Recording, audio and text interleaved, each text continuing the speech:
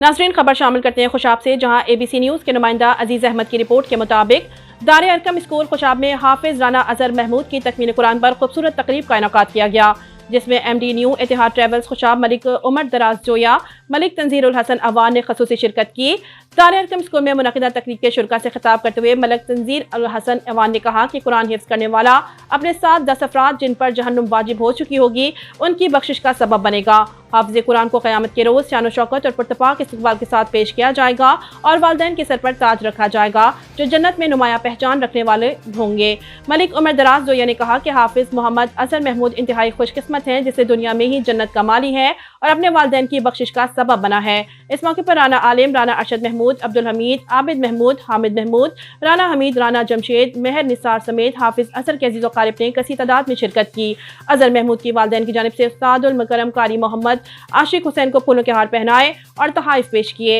इस मौके पर director Darul Arqam school Khushab Shahbaz Alam, principal Muhammad Faisal, Qari में अजमल सदीक अवान, निगरान शोबा हिफ्ज़ो नाजरा समेत इदारा का जुमला स्टाफ भी मौजूद था।